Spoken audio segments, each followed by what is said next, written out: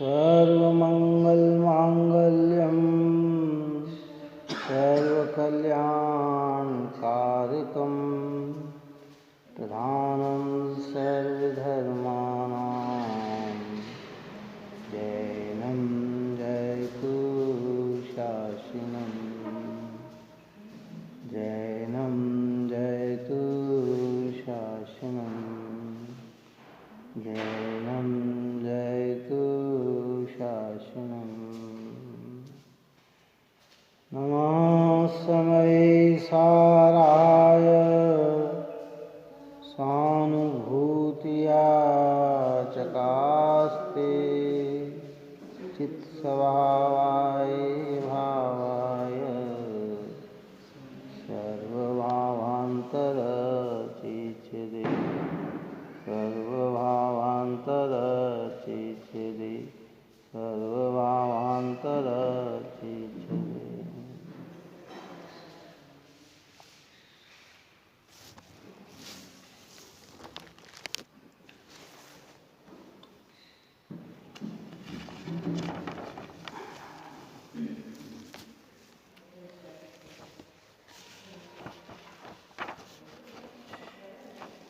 कुल 127वां चला था।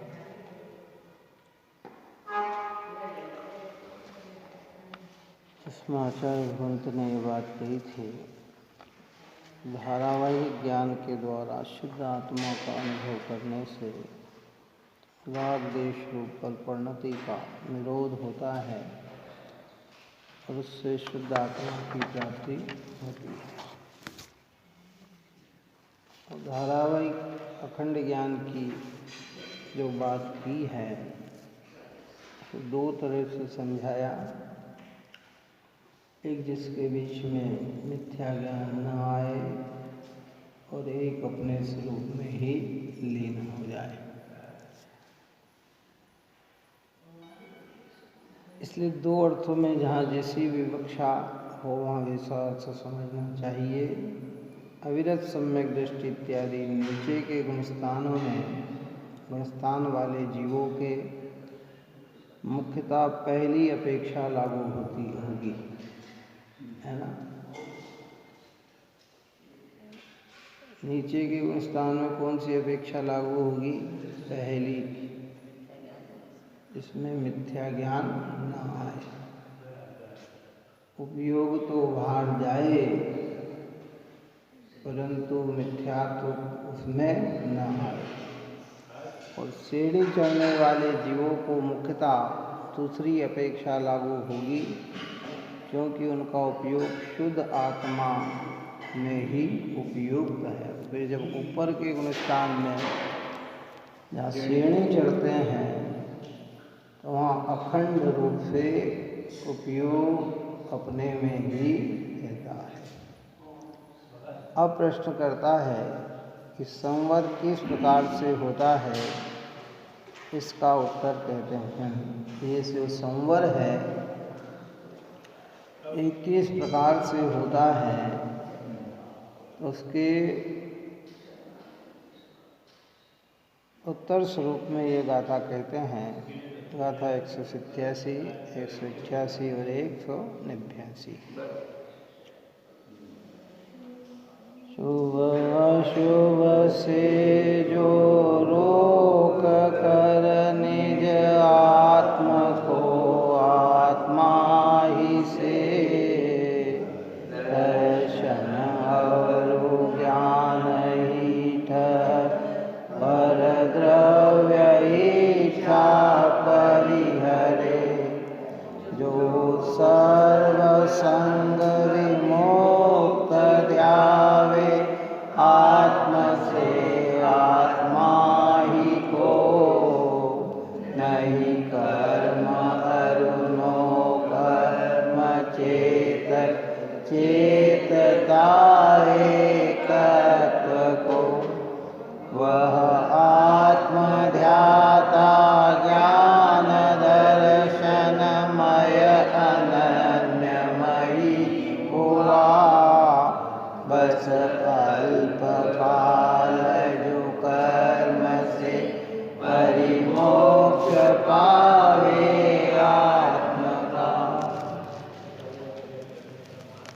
अल्पकाल जो कर्म से परिमोक्ष पावे आत्मा, अल्पकाल में ही वह जीव कर्मों से विमुक्त होकर मोक्ष को प्राप्त करता है। कौन करता है? जो इस विधि से आत्मा को आत्ममयी करता है। क्या कि शुभ अशुभ को जो रोक कर निज आत्म को आत्मा ही से,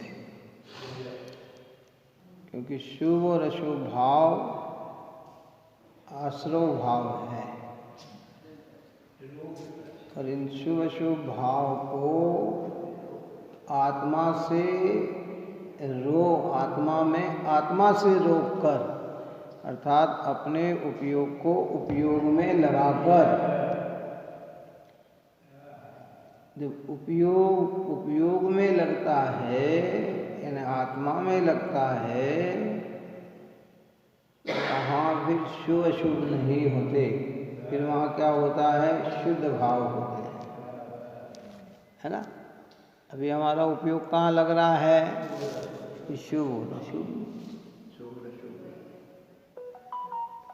अश्रव भावना की भावना में पन्ने कई तक दिन रात सभा शुभ भावों से मेरा व्यापार चला करता, मानस वाणी और काया से आश्रव का द्वार खुला रहता।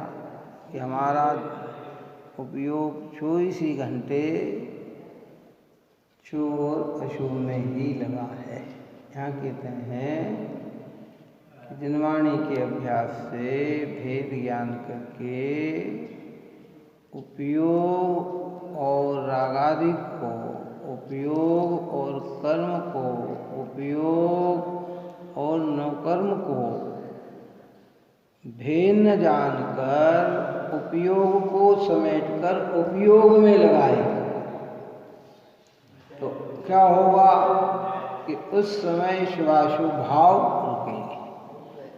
जब उपयोग के सन्मुख करने का प्रयत्न करता है तो पहली दृष्टि का अशुभ उपयोग रुकता है। क्या रुकता है? पहले तीव्र परिणाम जो क्लेश, द्वेष, दुर्भावना, विषयात्मक, भोगात्मक, व्यर्थ के विकल्प, वो सब रुकते हैं, और फिर धीरे धीरे सूक्ष्म होकर वो शुभ भी अलग रह जाए और उपयोग रूप अनुभव में आए। तब कहते दर्शन और ज्ञान ही ठहर पर द्रव्य इच्छा परिहरे। एक दर्शन ज्ञान में ठहर कर और द्रव्य की इच्छा का भी परिहार हो जाता है कि नहीं कोई इच्छा। इसलिए सम्यक दृष्टि धर्मात्मा को अभिप्राय में तो इच्छा है नहीं, है ना। अभिप्राय है ना दृष्टि में, और जो इच्छाएं होती है वह इच्छा को भला मानता नहीं है।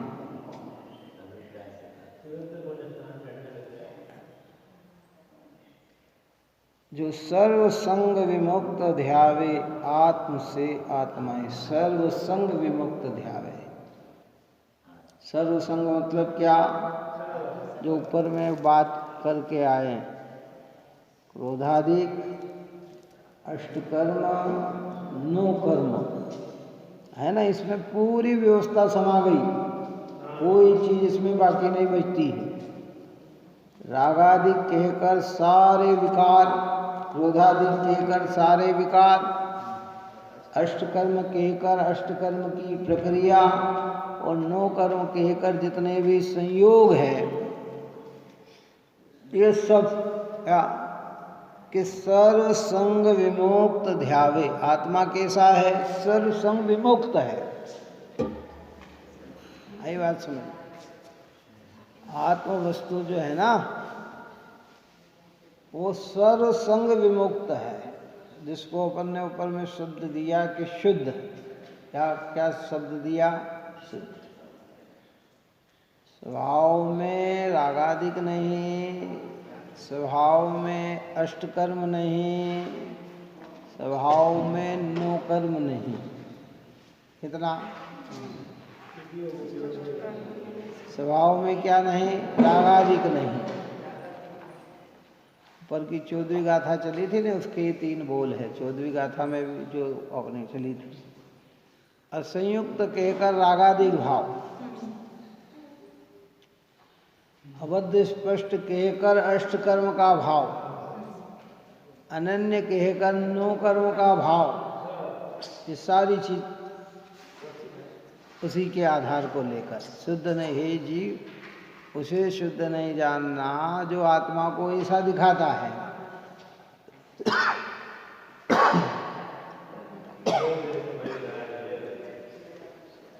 यहाँ भी वही बात को कहते हैं कि जो सर्व संग विमुक्त ध्यावे आत्म से आत्मा ही को। किसको किससे ध्याना? आत्मा से आत्मा को, उपयोग से उपयोग को है, नहीं कर्म और नो कर्म चेतक चेतता एकत्व को, कि जिसमें कर्म और न कर्म को चेतता नहीं, अनुभव नहीं करता। किसको? एक एकत्व को अनुभव करता है, ज्ञान को ही अपना अनुभव करता है, ज्ञान में ही पूरा अपनापन जोड़ता है ना। क्या कहा? जो कर्म और नो कर्म चेतक चेतता एकत्व को, इनको नहीं चेतता है। और आत्मध्याता ज्ञान दर्शनमयी अनन्यमयी हुआ। ये से ध्यान से, ज्ञान दर्शन से आत्मा अनन्य हुआ, उस रूप हुआ। बस अल्प काल जो कर्म से परिमोक्ष पावे आत्मा का, कि अल्प काल में ही ऐसा प्रयत्न करने से कर्म से विमुक्ति होकर आत्मा मोक्ष को प्राप्त होता है।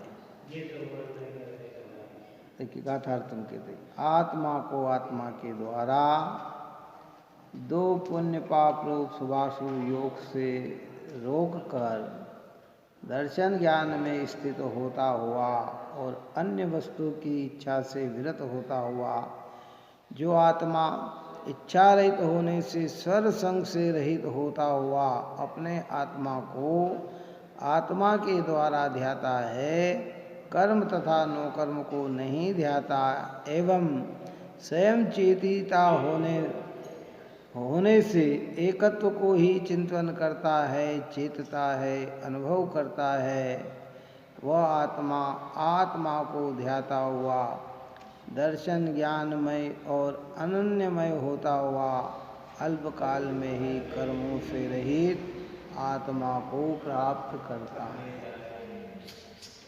बस इस क्रम से संवर किस प्रकार से होता है, तो कि इस प्रकार से होता है। धीरे धीरे धीरे धीरे धीरे धीरे भेद ज्ञान की शक्ति बढ़ती चली जाती है, अपना अपने में एकत्व स्थापित होता चला जाता है। धीरे धीरे कर्म से भी विमुक्त आत्मा हो जाता है।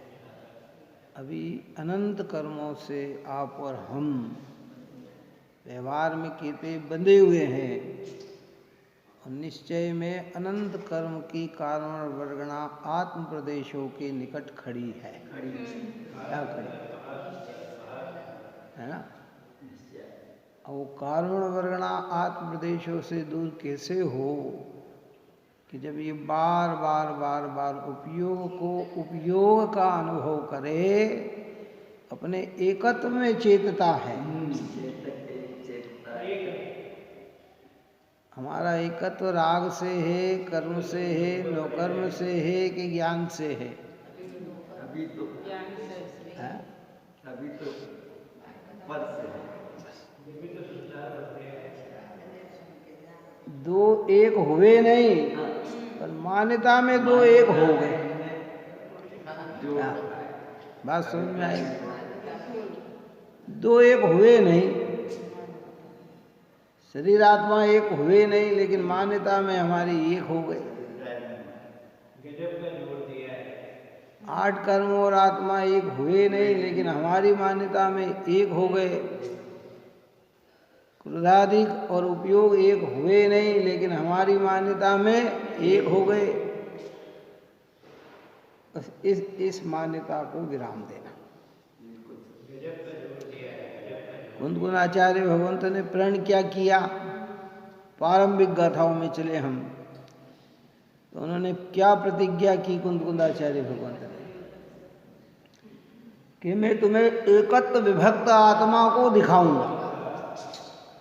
जो आत्मा पर से विभक्त है और स्व से एकत्व है, मैं उस आत्मा को दिखाऊंगा। दर्शाऊं एक विभक्त को आत्मा तने निज विभव से, दर्शाऊं तो करना प्रमाण न छल ग्रहण स्खल ना बने। कि मैं तुम्हें वो राग से भिन्न आत्मा को दिखाता हूं, दिखाऊंगा, तो तुम छल ग्रहण मत करना। जब राग से आत्मा भिन्न दिखाई जाती है तो कर्म से तो आत्मा भिन्न ही है, संयोगों से आत्मा तो भिन्न ही है। अब हमें एक लग रही है, ये हमारा ज्ञान है, और जिन्हें भिन्न दिख रही है वो उनका ज्ञान है। ज्ञान बंधन काटता है, अज्ञान बंधन बढ़ाता है। ज्ञान क्या करता है? बंधन काटता है।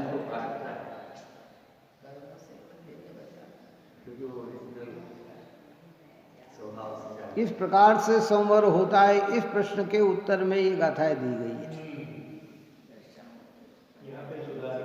बार बार चिंतन करो। मेरा उपयोग क्रोधाधिक रूप नहीं, मेरा उपयोग अष्टकर्म रूप नहीं, मेरा उपयोग नौकर्म रूप नहीं। किस रूप है? कि उपयोग स्वरूप है।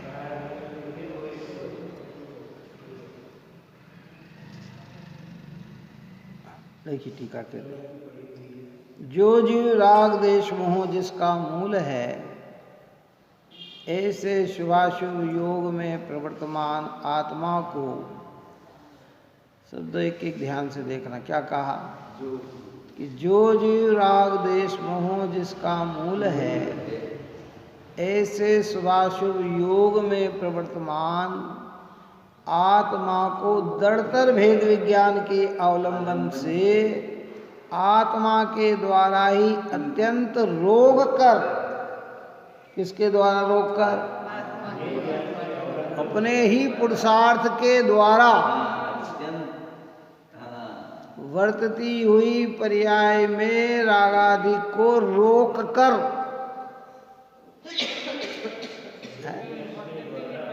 शुद्ध दर्शन ज्ञान रूप आत्मद्रव्य में भली भांति प्रतिष्ठित स्थिर करके समस्त परद्रव्य की इच्छा का त्याग से सर्व संग से रहित होकर निरंतर अति निष्कंप वर्तता हुआ कर्म नो कर्म का किंचित मात्र भी स्पर्श किए बिना अपने आत्मा को ही आत्मा के द्वारा ध्याता हुआ स्वयं को सहज चेतियापन होने से एकत्व को ही चेतता है, ज्ञान चेतना रूप रहता है। वह जीव वास्तव में एकत्व चेतन द्वारा अर्थात एकत्व के अनुभव द्वारा परद्रव्य से अत्यंत भिन्न चैतन्य चमत्कार मात्र आत्मा को ध्याता हुआ शुद्ध दर्शन ज्ञान में आत्मद्रव्य को प्राप्त होता हुआ शुद्ध आत्मा की उपलब्धि प्राप्ति होने पर समस्त परद्रव्यों से परद्रव्यमयता से अतिक्रांत होता हुआ अल्प काल में ही सर्व कर्मों से रहित आत्मा को प्राप्त करता है। यह संवर का प्रकार विधि है। इस प्रकार की संवर प्राप्त करने की विधि है। प्रारंभ, वृद्धि और पूर्णता। इसलिए बार बार बार बार बार बार पहले तो हमें ये सा महसूस हो, ये भाई पदार्थ और ये 8 कर्म और ये क्रोधाधिक परिणाम मेरे नहीं है, मैं इससे भिन्न हूँ। शुभ, कल अपन ने कहा था ना संवर तत्व में कि शुभ और अशुभ की ज्वाला से झुलसा है मेरा अंतर स्थल, शीतल समकित किरणें फूटे, संवर से जागे अंतर बल। ऐसा महसूस करें, हमें महसूस नहीं होता, हमें तो शुभ और अशुभ में आनंद आता है। क्या आता है? जब तीव्र कषाय का परिणाम हो तो अशुभ में आनंद आता है, और मंद कषाय का परिणाम हो तो शुभ में आनंद आता है। यद्यपि तीव्र कषाय में आनंद पापात्मक है, मंद कषाय का आनंद पुण्यात्मक है। क्या? दया में, दान में, भक्ति में, पूजन में, भगवान की महिमा में। अरे आज बहुत मजा आ गया, मजा आ गया, ये मंद कषाय का आनंद।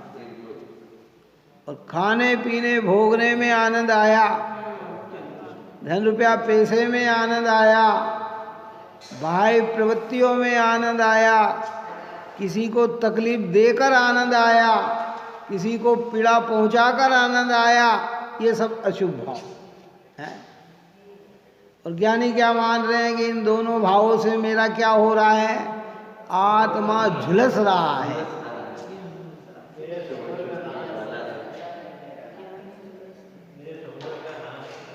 है ना? झुलसना क्या होता है?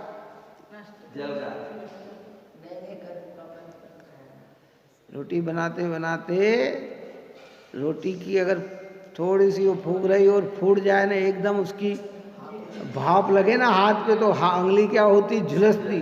तो उसमें क्या पीड़ा होती कि आनंद आता है? आगे झुलसे वो तो बड़ा बड़ा है, अभी तो सामान्य झुलसने की बात कर रहे हैं अपन। है?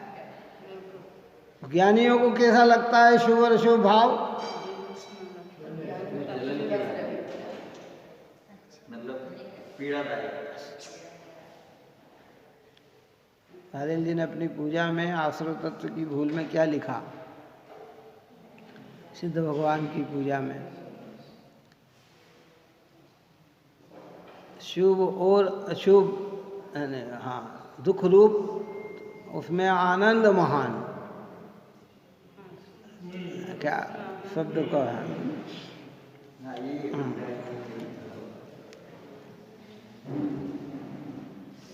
चेतन को जड़ में लिया जान, तन में अपनापन लिया मान, प्रभु अशुभ राग को मान है परम, माना शुभ को बात। शुभ और अशुभ है, दुख रूप उसको माना आनंद महान। क्या है उसमें? इस प्रकार की लाइन है कि ये शुभ और अशुभ क्या है? दुख रूप है, और हमने उसमें कैसा माना? आनंद। अभी बहुत गंभीरता में बात कही है, इसको गंभीरता में लेना कि तीव्र कषाय का परिणाम हो तो आनंद कहाँ दिखता है? शुभ में नहीं दिखता। तीव्र कषाय के परिणाम में आनंद 5 इंद्रिय के भोगों में दिखता है, कषायों में दिखता है, धन रुपया पैसे में दिखता है, रिश्तेदारी में दिखता है, आदान प्रदान में दिखता है। अरे बात समझ में नहीं आई। मंद कषाय में आनंद यहाँ दिखता है। कहाँ आप और हम आए? मंद कषाय से आए, काय से आए? मंद कषाय। मन भी लग रहा भगवान की भक्ति में, क्या बहुत बढ़िया सा मजा आ गया, है ना?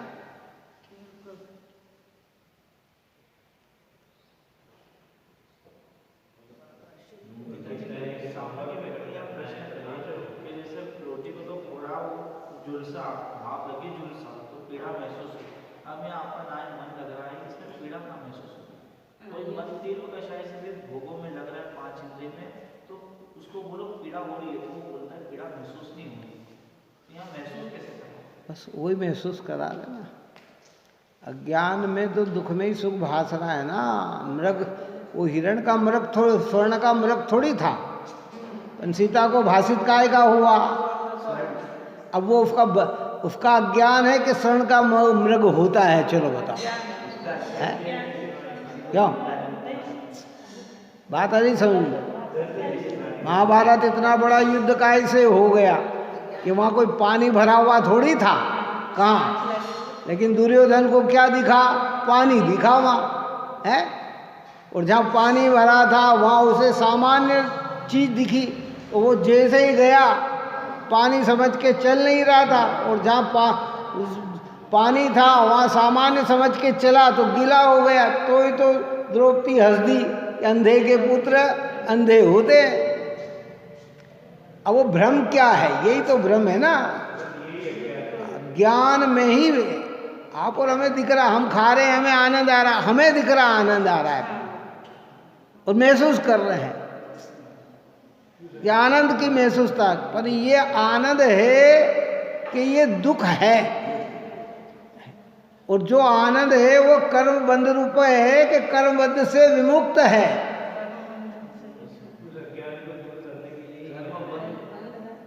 से युक्त है, नहीं युक्त जो ये आनंद है। इसलिए यद्यपि जिनागम ये बात कहता है, अग्नि में हाथ देने की अपेक्षा अग्नि में झुलसना ज्यादा अच्छा है। बात समझ में आई कि नहीं आई? क्या कहा? अब एक रोटी के पोए से झुलसता है और एक चूल्हे में ही हाथ चला जाए जिसका, बोलो क्या पीड़ा अधिक किसमें है? उसमें है ना। तो विवेक का काम ये है कि पूरे अंदर मत जाओ, झुलसो, पर झुलसना भी तो दुख ही है ना, शांति तो नहीं है ना। ये समझाना चाहते हैं। अब हम यहाँ देखो, ये प्रकरण में समझना, यहाँ प्रकरण का चल रहा है, संवर का चल रहा है। यहाँ लौकिक बात नहीं चल रही, आप और हमारे अज्ञान से बात नहीं चल रही, वो तो हमारी बंधनता है। अज्ञानी को तो कहाँ सुख दिख रहा? वो कहता क्या भगवान, क्या जनवाणी, क्या ज्ञानी, क्या मुनिराज, जो खाओ पियो मौज मनाओ, जो सामने दिख रहा उसको नहीं भोग रहे हैं, और तुम भगवान आत्मा आत्मा की बातें करा करते हो। क्या अज्ञानी के दिमाग में तो क्या है? यहाँ तो कह रहे हैं कि ये जीव इतना तक आ जाए, इसलिए भेद ज्ञान में रागादिक से भी भेद ज्ञान कराया, 8 कर्म से भी भेद ज्ञान कराया, 9 कर्म से भी भेद ज्ञान कराया है। वहाँ खाली ये नहीं कह दिया कि अशुभ से भेद ज्ञान करो। अरे रागादिक मतलब सारे विकारी भाव जो मेरे सत्व में नहीं आते हैं, मेरे अस्तित्व में नहीं आते हैं, मुझरूप नहीं भासते हैं,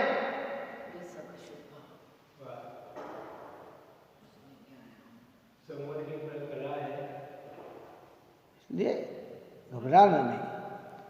भूमिका में पहले तीव्र रोग मिटता है, फिर मंद रोग मिटता है। 100 अपन ने कई बार दृष्टांत दिया ना कि 104 106 डिग्री जिसका बुखार आ जाए वो डायरेक्ट 198 पे आ जाएगा कि धीरे धीरे आएगा? बताओ। कि साहब अभी नापा तो 106 था और 2 मिनट बाद नापा तो 98 आ गया, ऐसा हो सकता है? 2 मिनट बाद नापो और आपकी ओरिजिनल औषधि भी लग गई है तो वो 106 पे 105 पे आएगा, 4 पे आएगा, 3 पे आएगा, 2 पे आएगा, कितने पे आएगा? 100 पे आएगा, और फिर धीरे जाकर क्या होगा? 98 नॉर्मल हो जाएगा। है एक और उदाहरण आपने दिया है, पहले भी बहुत बार दिया है कि जो शीत का बुखार रहता है पहले उसको उष्ण पे लाके खड़ा करते हैं। टोडरमल जी साहब की बात है, टोडरमल जी साहब ने दिया है कि भाई परंतु कहकर ये समझाना चाहते। यहाँ तो ये कहा कि किस विधि से संवर प्रकट होता, क्रम क्या है, तो सारा क्रम समझा रहे कि इस प्रकार का क्रम है। आत्मा को विमुक्त करना है तो इस प्रकार का भेद ज्ञान दृढ़तर भेद विज्ञान के द्वारा शब्द का प्रयोग किया, जो दृढ़तर भेद विज्ञान। अब शांति से हम विचार करें, बार बार जिनवाणी आप और हम सुन रहे हैं। विषय सेवन ज्ञानियों को भी होता है, ज्ञानी यानी नीचे की भूमिका वाले, क्योंकि मुनिराज तो विषय के त्यागी हो जाते हैं और व्रत में भी विषयों की मर्यादा हो जाती है। अव्रत दशा में विषय होते हैं, लेकिन जिनको वो आनंद रूप लगते हैं वो मिथ्या दृष्टि है, और जिन्हें उसमें झुलसना लगते हैं वे सम्यक दृष्टि है। क्या बात समझ में आई? हमें क्या लग रहा है? हमें आनंद लगता है, कल्पना मात्र से रोमांचित हो जाते हैं, सोच मात्र से रोमांचित हो जाते हैं।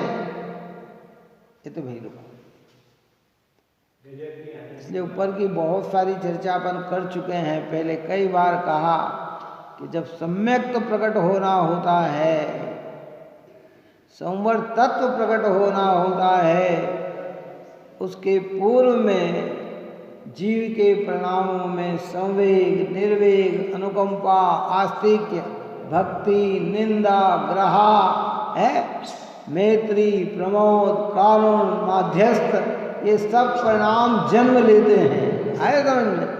अब इन परिणामों में अगर हम आए नहीं तो हम कितना ही प्रयत्न करेंगे तो भी हमारे कार्य की सिद्धि नहीं है। और ये परिणाम आ जाते हैं, और भेद विज्ञान अगर पक्का नहीं है तो भी आत्मा की सिद्धि नहीं है। नहीं साहब, मुझे तो सब आत्मा में प्रेम दिख रहा है, मुझे तो ज्ञानियों के प्रति बड़ी भक्ति आती है, दुर्जनों के प्रति मध्यस्थ भाव रहते हैं, दीन दुखी जीवों के प्रति अंदर में कारुणता रहती है? संसार शरीर भोग मुझे अच्छे नहीं लगते हैं, धर्म के कार्य ही मुझे अच्छे लगते हैं? मुझे सच्चे धर्म पे ही विश्वास बना हुआ है, मुझे प्राणी मात्र के प्रति अनुकंपा बनी हुई है। मैं अपने अवगुणों की भगवान के सामने निंदा भी करता हूँ, ग्रहा भी करता हूँ, गुरु की निकटता में अपने दोष भी व्यक्त करता हूँ। ये सारे भी कार्य अगर करे और चेतन स्वरूप आत्मा का अनुभव न करे तो भी सम्यक से वंचित रह जाता है।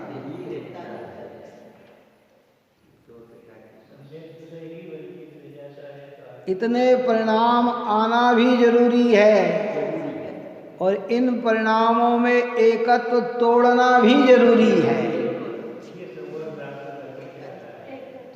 पता ही समझना है। अब सामान्य जीव के लिए तो आप और हम निरंतर यही प्रेरणा देते हैं। अभी जिनवाणी का प्रकरण चल रहा है इसलिए ये बात है। अभी सामान्यता में कोई आएगा तो भैया अरे भाई रोज मंदिर आया करो, रोज स्वाध्याय सुना करो, भक्ति करा करो, पूजन करा करो, भगवान की चरण स्पर्श करा करो, क्यों है? रात्रि में नहीं खाना, भक्ष नहीं खाना, सब जीवों से मैत्री भाव रखना, दूसरे से किसी का बुरा नहीं विचार करना, यही सब बात कहेंगे। क्या कहेंगे?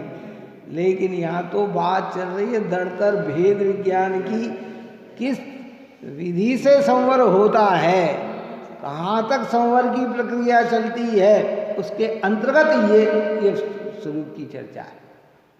और नहीं है तो अपनी भूमिका में पहले ये सब अपने को जोड़ना चाहिए। कौन सा? ये सब नक्शे का मकान और ओरिजिनलता के मकान में बहुत जमीन आसमान का अंतर होता है। नक्शे के मकान में कुछ नहीं जोड़ना है, लेकिन ओरिजिनल मकान में सारी चीजें उपलब्ध कराना है। क्या करना है? बात समझ में आई कि नहीं? नक्शे में तो यहाँ खिड़की है, यहाँ ये है, यहाँ इतनी मंजिल बाहर ये देना, ये देना, यहाँ से जीना देना, इतना हाल रखना, ये भोजनशाला बनानी या बेडरूम बनाने, ये सब क्या क्या जोड़ना, वहाँ कुछ जोड़ना है। लेकिन जब उसे बनाना है तो फिर क्या चाहिए? कि सारी साधनता जीती है। आप कह दो कि नहीं साहब ये नक्शे में देख के बना दो, कि समान नहीं, आप तो नक्शे में देख के बना दो।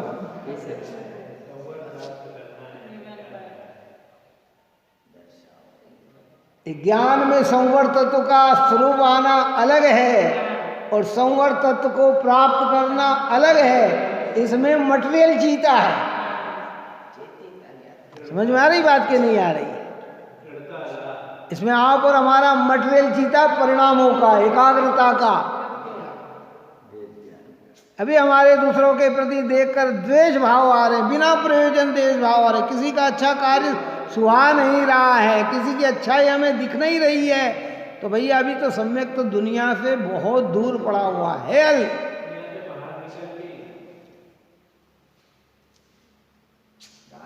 बात अभी समझ में नहीं आ रही। इसलिए ये जितनी फिलॉसफी है वो नक्शे की है, प्रैक्टिकल जो है वो जीवन है।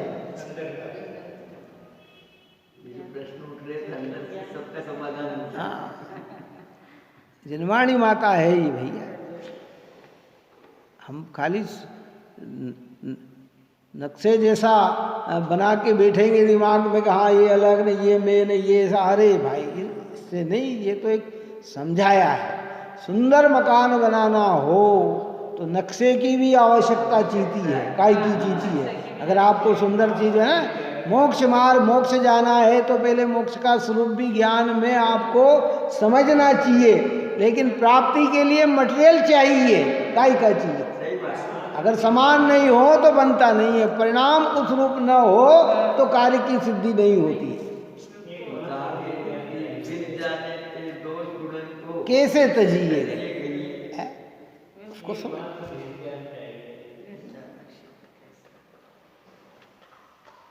भीतर में लगना। लेकिन अगर हमें बाह्य पदार्थों की इतनी महिमा जागृत हो रही कि चेतन की महिमा ही नहीं आ रही, तो कहते कि फिर ठीक, फिर कुछ नहीं, ये तो खाली कहने में बहुत सरल आता है। मैंने पहले भी एक बार कहा था कि किसी के यहाँ अगर युवा की मृत्यु हो गई और हम गए, अरे भैया संसार की रीत ऐसी है, अपने को रोना नहीं, धैर्यता रखना, ये करना वो करना।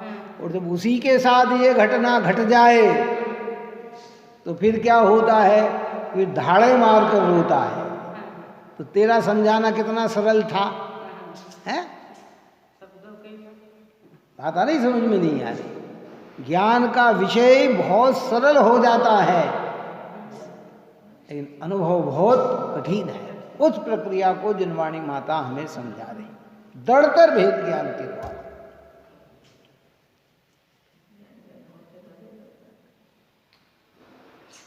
कबीरदास ने लिखी अपनी भावना में वैराग्य के प्रसंग में कि जाता है सो जाने दे, फिर कभी न जाए। खेवटिया की नाव जो चढ़े उतरे फिर था। क्या कहना चाहते हो? भेद ज्ञान की चर्चा है कि जो भी जा रहे हैं सो जाने दो, कि फिर कभी जाने वाले नहीं। क्योंकि संयोग का वियोग तो निश्चित है, एक बार हो गया तो हो गया। आज नहीं जाएगा तो कल जाएगा, कल नहीं जाएगा तो परसों जाएगा, जाना तो है ना, है? तो जाने दे, फिर कभी न जाए। और खेवटिया की नाव जो नदी में, पहले खेवटिया कहते थे केवट को, नाव चलाने वाले केवट को खेवटिया कहते थे। खेत है पार उतार, उसके नाव में कितने ही चढ़ते हैं और कितने उतरते हैं। नाव कैसी है वैसी की वैसी है, आए उतरे। और वो खेवटिया चढ़ाने वाला तो अपने को कैसा समझता है कि मैं तो अकेला ही हूँ, कितने ही लोग बैठे तो भी अकेला, उतर जाए तो भी अकेला। बात समझे? लेकिन हम ये बात हृदय से नहीं समझ पाते। हमें ऊपर ऊपर लगता, अरे साहब फिर दशा न जाए, फिर दोबारा जाएगा। जिसका से वियोग हो गया, अब दोबारा वियोग होगा, हो गया वियोग उसका है। ऐसे सब में लगाना। ये तो जीव की तत्व की बात करी। ऐसे धन रुपया पैसे मकान दुकान खेत खलियान भी हो और वो भी जाए तो जा सकते हैं, क्योंकि वे सब स्थितियों को लेकर आते हैं, बिना स्थिति के वो भी कार्य नहीं है।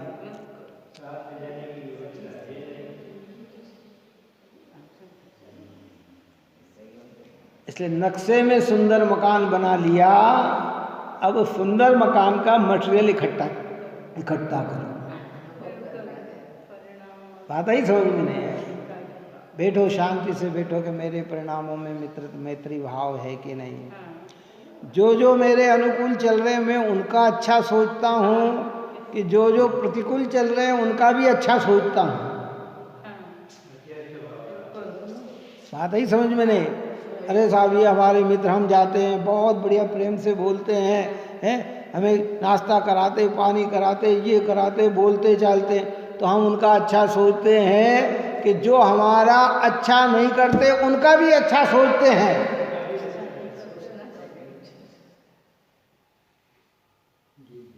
अब ये कौन समझेगा ये बात? हम समझेंगे। और परिणाम अगर उसके अच्छे बनने के नहीं बनते हैं तो अभी भूमिका हमारी बहुत कमजोर है।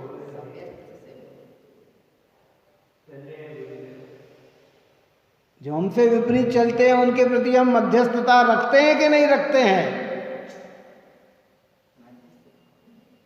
ज्ञानी गुरु मुनिराज भगवंत निर्ग्रंथ मोक्ष मार्गी को देखकर मन हमारा प्रफुल्लित होता है कि नहीं होता है? उनकी चर्चा सुनकर हमें उनके प्रति विनय भक्ति का भाव आता है कि नहीं आता है?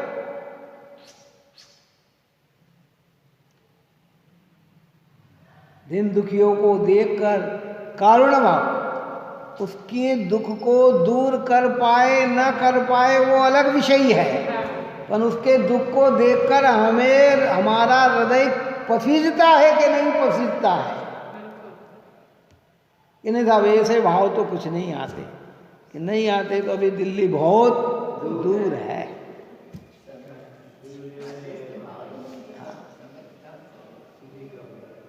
नहीं साहब आप तो सीधी दो तुक की बात बताओ, शरीर अलग और आत्मा अलग, बस सीधी सी बात, वेद ज्ञान ऐसा करा दो आप। अरे वो वहाँ तक पहुँचेगा तब जब ये सब व्यवस्था परिणामों में हमारे आपके जागृत होगी।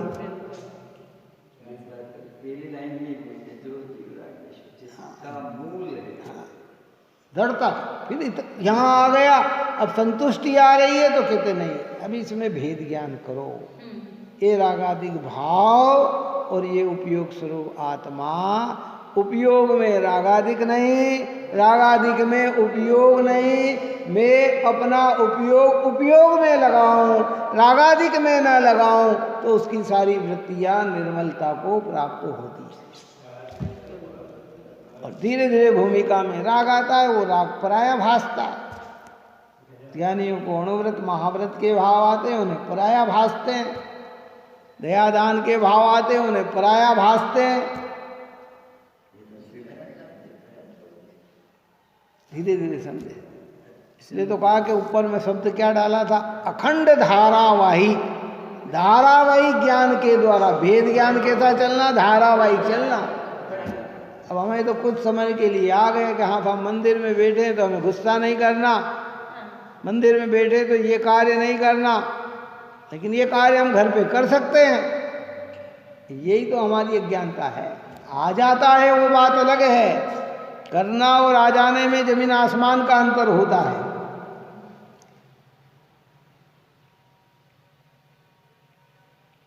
इसलिए घबराना नहीं, फिर ढंग से सुन ले। कई बार कह चुके हैं कि जिन वाणी का कोई भी उपदेश पाप में जाने का नहीं है, खोटे भाव करने का नहीं है, दुर्भावना भाने का नहीं है?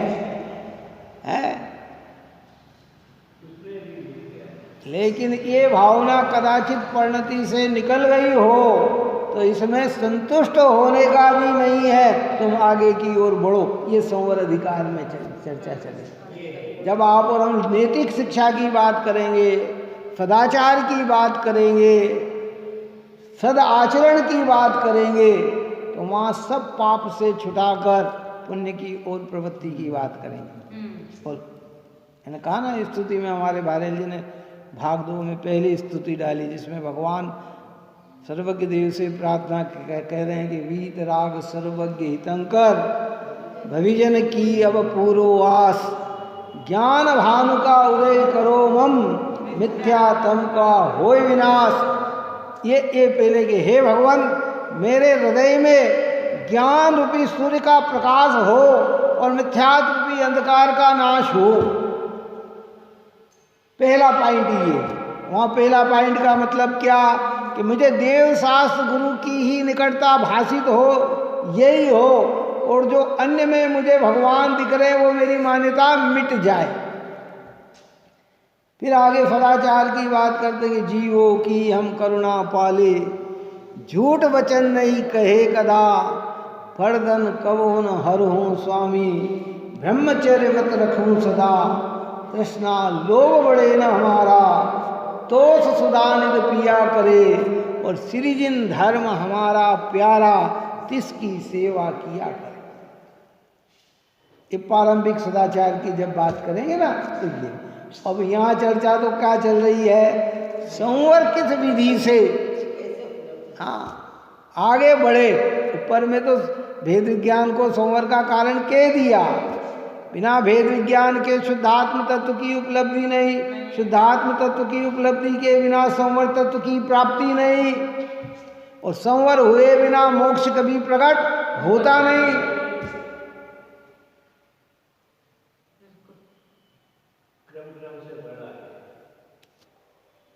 दूसरा कोई हमें हाथ पकड़ के निकालने वाला नहीं है, ये हमारा ज्ञान ही हमको हाथ पकड़ के बाहर निकालने वाला है। संसार में डुबाने वाला भी यही है और इसको निकालने वाला भी यही है। बस अब इस ज्ञान का उपयोग अपने परिणामों में लगाएं बस।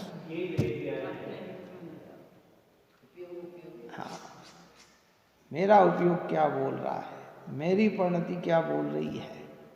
राग करते उत्साह आ रहा है कि राग करते हुए खेद आ रहा है? ज्ञान की बात सुनकर मन प्रफुल्लित तो होता है कि ज्ञान की बात सुनकर उदासीन हो जाते हैं, ये समझने की बात है हमारी। कोई साथी नहीं, कोई सगा नहीं, ये सब व्यवहार है जितने भी है संसार नियम से धोखा धोखा और धोखा, और कुछ नहीं है इसके अंदर। सपना जैसे बताया कि जैसे सपने में हम बहुत कुछ देखते हैं और आँख खुलती है तो कुछ नहीं है, ऐसे ये सब संसार सपना है। ओरिजिनलता में आएंगे तो कोई कुछ नहीं, कौन जीव कहाँ चला गया किसी की खबर नहीं, और कहाँ जाकर। इसलिए जो समय बचा है इस समय में हमें क्या करना कि अपनी उपलब्धि करना। कैसे?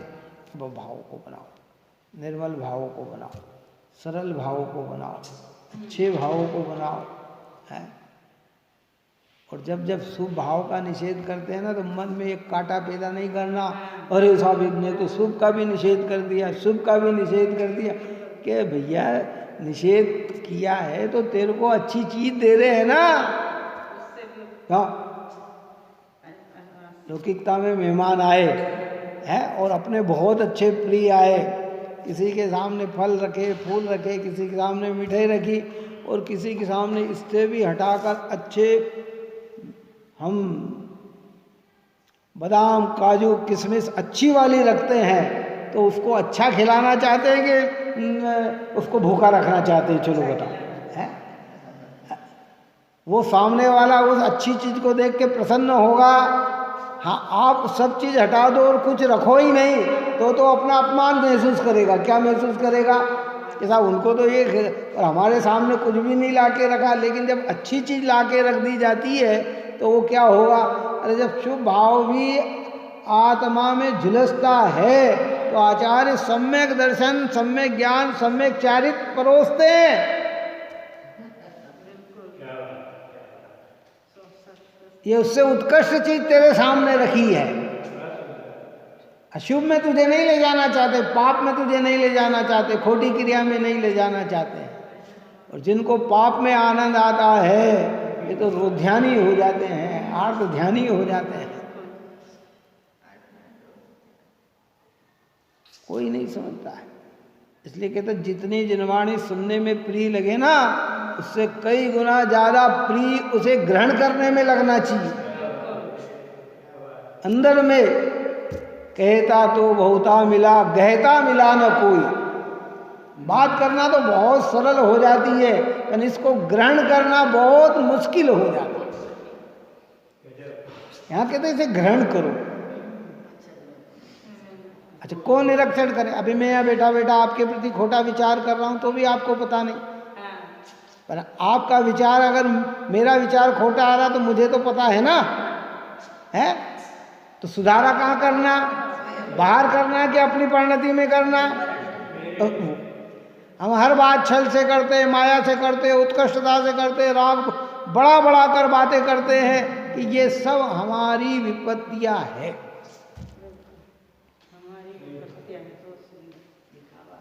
कौन समझ रहा है? जिस समय में चीज सामान्य, एक ने कहा कि भाई वहाँ एक्सीडेंट में 4 व्यक्ति मर गए, और मैंने किसी को कहा कि 20 मर गए, तो जिस समय में 20 कह रहा हूँ मुझे मालूम है कि मैं झूठ बोल रहा हूँ।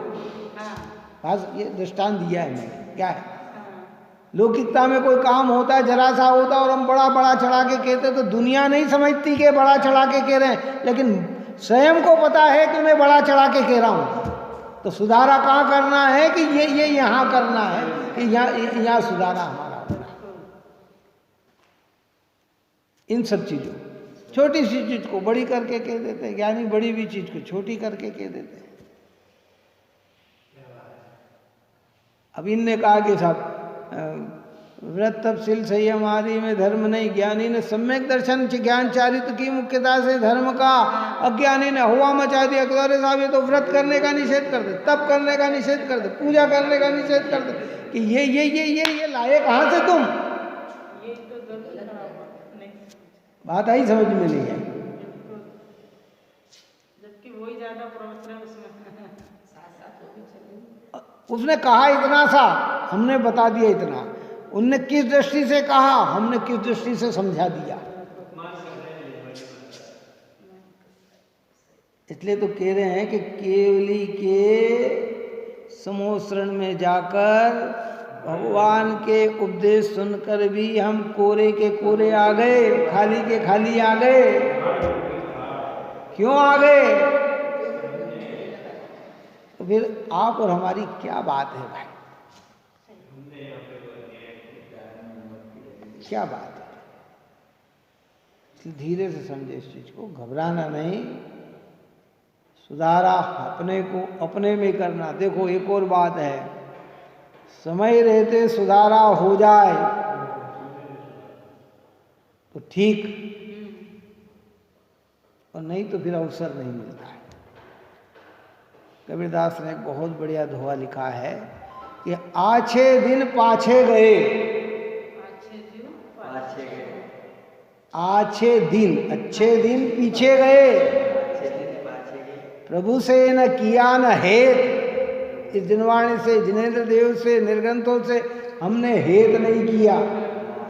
अब पछताए होत क्या, जब चिड़िया चुग गई खेत।